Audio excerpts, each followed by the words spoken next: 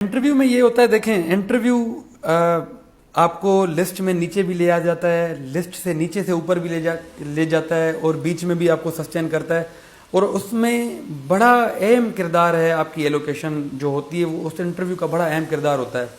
और इंटरव्यू के लिए जो बेसिक टिप्स और ट्रिक्स हैं, मुझे क्योंकि एक दो एक्सपीरियंसेस रहे हैं, मैंने डिफरेंट इंटरव्यूज दिए हैं, तो what matters a lot is your own confidence. First of all you have to be very confident enough कि अगर आपका एक दो सवाल गलत भी हो जाता है, आप सॉरी भी कह देते हैं, you don't know about that, तो वो सवाल होते ही आपका कॉन्फिडेंस शटर करने के लिए हैं। अगर आप उसके बाद ही अपने कॉन्फिडेंस को सस्टेन करते हैं तो दैट विल क्रिएट डिफरेंस। और दूसरा ये होता है कि इंटरव्यू में हमेशा देखें, अगर हम खुद को अपडेटेड रखते हैं। अब मेरे इंटरव्यू में जो सुबह की डॉन का था, मेरा इंटरव्यू अगर 12 बजे हुआ, सुबह की डॉन आती है 8:30 बजे, तो मेरे इंटरव्यू में उस डॉन से भी सवाल हुए थे।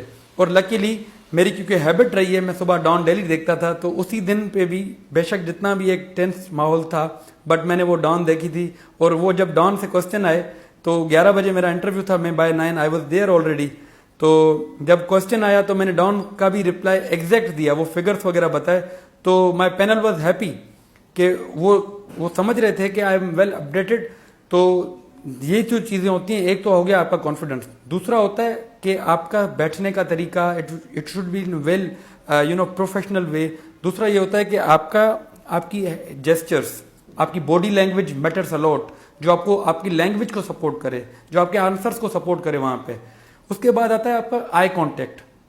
अगर 5 मेंबर्स हैं पैनल में या 6 मेंबर्स हैं, तो अगर आप एक किसी पैनलिस्ट को रिप्लाई कर रहे हैं तो यू शुड बी अवेयर कि यहाँ पे दूसरे पैनलिस्ट भी बैठे हैं।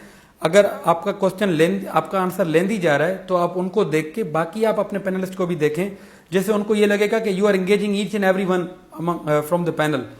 उसके बाद इंटरव्यू के लिए जो तैयारी होती है, आप अपने ऑप्शनल्स को कवर करें। हम रिटर्न में सारी मोटी मोटी चीज़ें देखते हैं, बड़ी बड़ी चीज़ें देखते हैं, छोटी छोटी चीज़ें छोड़ देते हैं। इंटरव्यू में वही छोटी छोटी चीज़ें होती हैं जो आपको इर्क करती हैं, जो आपके लिए क्वेश्चन बन के उठ जाती हैं। सिंपल डेफिनेशंस होती हैं, लाइक सोशोलॉजी से अगर आपको कोई पूछ ले कि what is the definition of institution, what is the definition of family, how family is, how do you see institution of family in Pakistan. तो ये वो चीज़ें होती हैं जो हम लिख तो लेते हैं, but when it comes to give an interview, when it comes to speak, तो हमारे जो ना वर्ड्स फ्लक्चुएट करते हैं, क्योंकि लिखने में हमारे पास टाइम डिफरेंट होता है और बिल्कुल वो तो इम्प्रोम्प्टू हमने वहाँ पे बोलना होता है। तो ये जो छोटी छोटी चीज़ें होते हैं उनको जो है ना आप खुद को इक्विप करें उनके साथ। बाकी ये है कि you should be very much confident in your facts and figures as well. जो आप फैक्ट्स एंड फिगर्स बता रहे हैं उसमें भी आप कॉन्फिडेंट हो, क्योंकि समटाइम्स ये होता है कि इंटरव्यूअर आपको कंफ्यूज करने के लिए आपके ही जो है ना आंसर को रिपीट करता है कि आर यू श्योर, तो उसमें फिर हम लड़खड़ा जाते हैं कि सर मे बी। जब आप मे बी कहते हैं तो वो समझ जाता है कि आपकी पर्सनैलिटी में कन्फ्यूजन है। तो इस लिहाज से मैं ये कहता हूं कि you should be well equipped in every sense. आपकी dressing matters, your dressing matters a lot, the way you enter in the room, वो सारी चीज़ें जो है ना वो आपको उसी टाइम पे डिफाइन कर देती हैं आपकी पर्सनैलिटी को।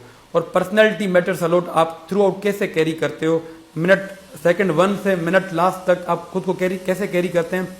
With the entrance and exit everything is noted there. And arguments, sometimes ये कहते हैं कि कुछ स्टूडेंट्स होते हैं वो कहते हैं कि हमें क्या वहाँ पे आर्ग्यूमेंट्स करने चाहिए। मैं नहीं समझता कि वो कोई आर्ग्यूमेंट की जगह है जहाँ पे आपको आर्ग्यूमेंट करने चाहिए।